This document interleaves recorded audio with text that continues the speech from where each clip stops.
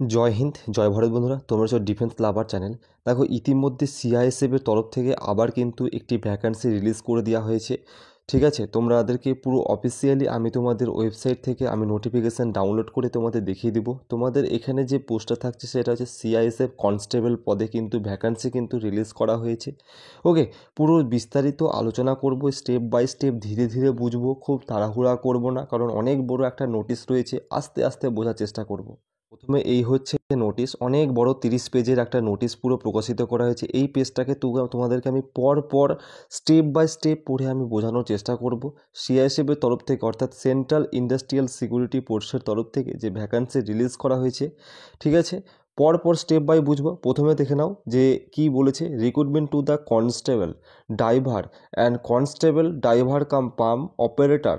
ঠিক আছে, অর্থাৎ সিআইএসএফ ফায়ার সার্ভিস। একটা জিনিস ভালো যে সিআইএসএফে একমাত্র যে ডিপার্টমেন্ট ফায়ার সার্ভিসের জন্য যেখানে কোনো রকম ট্রেড সার্টিফিকেট লাগে না, কিন্তু অন্যান্য তুমি ফোর্সে যেতে গেলে কিন্তু এখানে মানে আর কি ট্রেড সার্টিফিকেটটা প্রয়োজন হয়, কিন্তু সিআইএসএফে কিন্তু তুমি কোনো রকম ট্রেড সার্টিফিকেট লাগে না। দেখে নাও এখানে কি তাহলে পোস্টগুলো, তাহলে কনস্টেবল ড্রাইভার রয়েছে, কনস্টেবল রয়েছে, ড্রাইভার কাম পাম্প রয়েছে। তোমাদেরকে এখানে স্পষ্টভাবে আমি কিছু যে কালিগুলো হাইলাইট করে রেখেছি, এগুলো হচ্ছে তোমাদের কিছু হাইলাইট পয়েন্ট।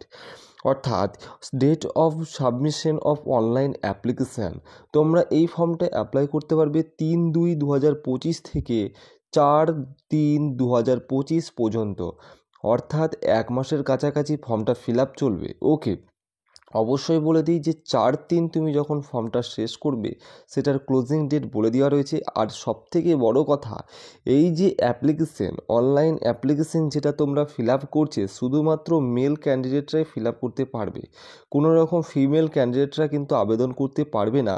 তোমাদের কিন্তু এই যে ফর্মটা, অর্থাৎ এটা একটা পার্মানেন্ট জব, এবং এখানে যে পে স্কেল সেটা পে লেভেল 3 কিন্তু ম্যাট্রিক্স দেওয়া হয়ে থাকবে 21,700 থেকে 69,100।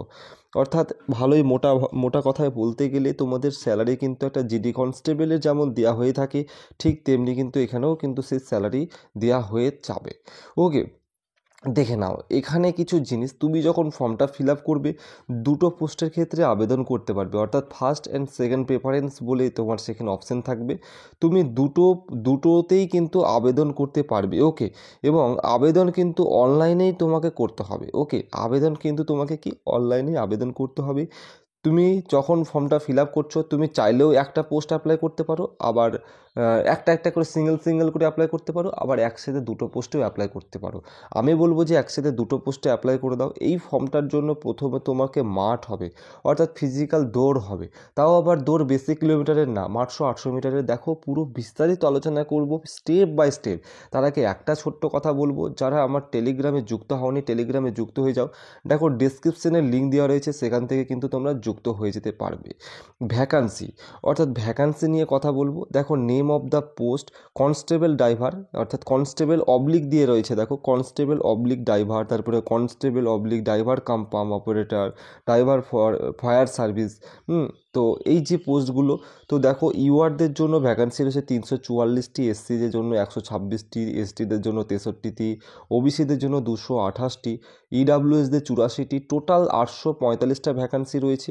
এবং তোমাদের যেটা হচ্ছে সিআরএসএফ কনস্টেবলের যে ফায়ার সার্ভিসের, যে তুমি যদি ডিপার্টমেন্টে কাজ করতে চাও, তাহলে 116টা, 41টা 116টা তোমার যে কাদের জেনারেলদের, 41টা এসটিদের রয়েছে 20টা, ওবিসিদের 75টা, এবং ইডাব্লিউএস 27টা, সব মিলিয়ে 279টা, এবং টোটাল ওভারঅল যে ভ্যাকান্সিটা রয়েছে সেটা হচ্ছে 1124টা। এবং এখানে কিছু ইএসএমদের জন্য কিন্তু এখানে ভ্যাকান্সি রিজার্ভ করে রাখা হয়েছে। ওকে, এবং একটা জিনিস প্রথমত তোমাদেরকে ক্লিয়ার করে দিই, প্রত্যেকটা ভ্যাকান্সিতেই দেখবে এই জিনিসটা কথাটা লেখা থাকে, the number of vacancy given above আর tentative may increase or decrease in vacancy, অর্থাৎ ভ্যাকান্সি, অর্থাৎ এনি স্টেজ, অর্থাৎ any time of the recruitment প্রসেসে ভ্যাকান্সি বাড়তেও পারে, কমতেও পারে, এটা প্রত্যেককেই বলা থাকে। ওকে, এবং এটা সবথেকে যে ভালো, এটা একটা পার্মানেন্ট জব, এটা আমি পূর্বেই আলোচনা করেছি যে তোমাদের এটা পার্মানেন্ট জব কিন্তু হতে চলেছে। ওকে, তো দেখবো তারপরে আর কী ডিটেলস এখানে বলা রয়েছে, প্রত্যেকটা ডিটেলস হাইলাইট পয়েন্টগুলো দেখব। দেখো প্রতিবার তোমাদের বয়স যারা কিন্তু 21 থেকে 27 বছরের মধ্যে রয়েছো এবং যারা এসসি ক্যান্ডিডেট, ওবিসি ক্যান্ডিডেট, তোমরা কিন্তু ছাড় পাবে। ওবিসিরা যেমন 3 বছর ছাড় পায়, এসসিরা যেমন 5 বছর ছাড় পায়, সেই হিসাবে কিন্তু তুমি ফর্মটা ফিল আপ করে নিতে পারবে। ওকে। আর যদি কেউ সিআরপিএফ সিআইএসএফ কনস্টেবলের কর্মরত অলরেডি থাকে, তারা যদি জেনারেল ক্যাটাগরি থেকে থাকে তাহলে তারা 40 বছর পর্যন্ত ফর্মটা ফিল আপ করতে পারবে। আর ইডাব্লিউএস ওবিসি থেকে বা আলাদা ক্যাটাগরি থেকে যদি কাস্ট থেকে কোনো বিলং করে, শিডিউল টাইপ থেকে, তারা কিন্তু 45 বছর পর্যন্ত ছাড় পাবে। এটা একটু বলে দেওয়া রয়েছে। ওকে। তারপরে আচ্ছা, ফিজিক্যাল স্ট্যান্ডার্ড টেস্ট অর্থাৎ ফিজিক্যাল স্ট্যান্ডার্ড টেস্ট অর্থাৎ for the general candidate, EWS, SC, OBC candidate, হ্যাঁ ঠিক আছে। অর্থাৎ শুধুমাত্র বি বি যে এক কথায় বলতে গেলে মোটামোটা কথায় এখানে প্রত্যেকটা ক্যান্ডিডেট শুধুমাত্র এই যে রিল্যাক্সেশন অফ এই বি ক্যাটাগরি ক্যান্ডিডেট যারা পড়ছো তাদের বাদ দিয়ে প্রত্যেকেই, আমি ভালো করে বুঝিয়ে দিচ্ছি এই জায়গাটা একটু বোঝার চেষ্টা করবে, তোমাদের কিন্তু প্রত্যেককে 167 সেন্টিমিটার হাইট লাগবে, 80 সেন্টিমিটার চেস্ট কিন্তু লাগবে এবং 5 সেন্টিমিটার চেস্ট কিন্তু ফোলাতে হবে। অর্থাৎ এই যে বি ক্যাটাগরির ক্যান্ডিডেট যারা পড়ছে গোর্খা রাইফেলের এবং ডোগরা মারাঠি, তাদের কিন্তু বাদ দিয়ে কিন্তু বাকি সবার ক্ষেত্রেই কিন্তু এই কি লাগবে, উপরে যে ক্যাটাগরিটা বললাম সেটাই লাগবে। তাছাড়াও তো যারা ওই মোটামুটি হিল এলাকায় বাস করে, সিকিম, নাগাল্যান্ড, অরুণাচল প্রদেশ, মণিপুর, মিজোরাম, ত্রিপুরা, মেঘালয়, কাশ্মীর, হিমাচল প্রদেশ, তোমাদের কিন্তু চেস্ট 78 সেন্টিমিটার লাগবে। ওকে। আচ্ছা, আর কি ইম্পর্টেন্ট ডিটেলস আলোচনা করা আছে, শুধু হাইলাইট পয়েন্টগুলোই তোমাদেরকে আমি বলে দেবো। আচ্ছা, এখানে কিভাবে অ্যাপ্লাই করবে এটা একটু বলে দেওয়া রয়েছে। দেখো, অ্যাপ্লাই করার জন্য তোমাদের কিন্তু অফিসিয়াল ওয়েবসাইটে অ্যাপ্লাই করতে হবে এবং তোমরা যারা ওয়েস্ট বেঙ্গলের বাসিন্দা পড়ছো, তোমরা অ্যাপ্লাই করার সময় কিন্তু একটা দিক দেখতে পাবে, এই যে নর্থ ইস্টার্ন সেক্টর 2, এই জায়গায় তোমরা আবেদন করবে। না হলে কিন্তু তোমাদের পরীক্ষা কলকাতার বাইরে পড়বে। ওকে। কিন্তু তোমাদের পরীক্ষাটা কি কলকাতার বাইরে পড়বে। যারা আন্দামান নিকোবর আইল্যান্ড রয়েছে, সিকিম, উড়িষ্যা, ওয়েস্ট বেঙ্গল ক্যান্ডিডেট, তোমাদের কিন্তু নর্থ ইস্টার্ন সেক্টর 2-এ কিন্তু আবেদন করতে হবে। তাহলেই কিন্তু তোমরা তোমাদের স্টেট ওয়াইজ এক্সাম সিটিটা পাবে। যারা ত্রিপুরা থেকে বা নাগাল্যান্ড, মণিপুর থেকে আমার ভিডিও দেখো, তোমরা নর্থ ইস্টার্ন সেক্টরে কিন্তু আবেদন করবে। ওকে। এই জিনিসটা একটু মাথায় ভালো করে রেখো।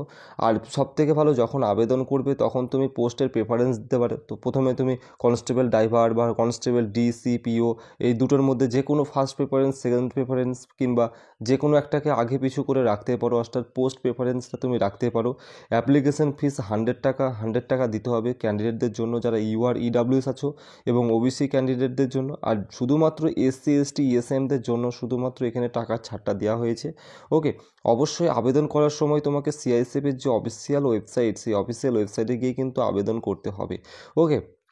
তারপরে আর কি দেওয়া আছে, এবার তোমাদের ফিজিক্যাল কিছু প্রসেস দেওয়া হয়েছে। রিক্রুটমেন্ট প্রসেসটা কী হবে, প্রথমে হাইট বার টেস্ট হবে, তোমাকে হাইটটাকে মেজারমেন্ট করা হবে, তারপরে ফিজিক্যাল এফিসিয়েন্সি টেস্ট হবে। এবং ফিজিক্যাল এফিসিয়েন্সি টেস্ট অর্থাৎ তুমি হাইট যদি ফিট হয়ে যাও তাহলে কিন্তু 800 মিটারের রান হবে, 3 মিনিট 15 সেকেন্ডে কমপ্লিট করতে হবে। তারপরে লং জাম্প হবে 11 ফিট, তোমাকে কিন্তু একটা 3বার চান্স দেওয়া হবে, 11 ফিট তোমাকে কিন্তু লং জাম্প করতে হবে।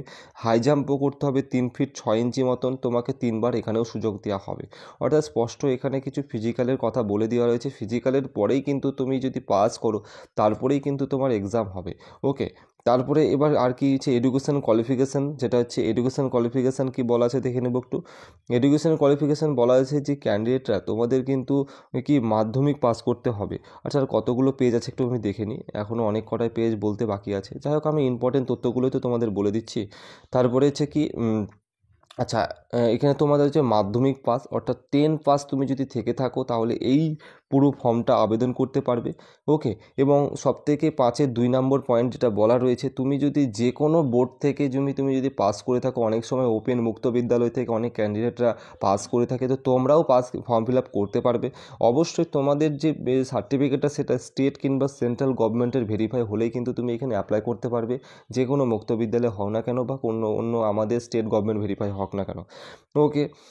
5-এর 3 নম্বর পয়েন্ট কি বলেছে, 5-এর 3 নম্বর পয়েন্ট বলেছে ড্রাইভিং লাইসেন্স। এখানে একটা পয়েন্ট বলে দেওয়া রয়েছে, যেসব ক্যান্ডিডেটরা ড্রাইভিং লাইসেন্স মানে এই যে যেই কটা ড্রাইভিং লাইসেন্স রয়েছে হেভি মোটর ভেহিকিল কিংবা ট্রান্সপোর্ট ভেহিকিলের মধ্যে তোমার যদি ড্রাইভিং লাইসেন্স থাকে তাহলে তুমি অ্যাপ্লাই করো। তারপরে হচ্ছে লাইট মোটর ভেহিকিলের মধ্যে তোমার যদি তোমার যদি লাইসেন্স থাকে সেটাও অ্যাপ্লাই করো, কিংবা মোটর সাইকেল অর্থাৎ তোমার যে বাইকের রয়েছে সেই সব বাইকে ওই যে গিয়ার বাইক রয়েছে, তোমার বাইকের যদি লাইসেন্স থেকে থাকে অর্থাৎ তাও তুমি এই ফর্মটা কিন্তু অ্যাপ্লাই করতে পারবে। ওকে, আর কি ইম্পর্টেন্ট জিনিস বলা আছে একটু দেখে নেব।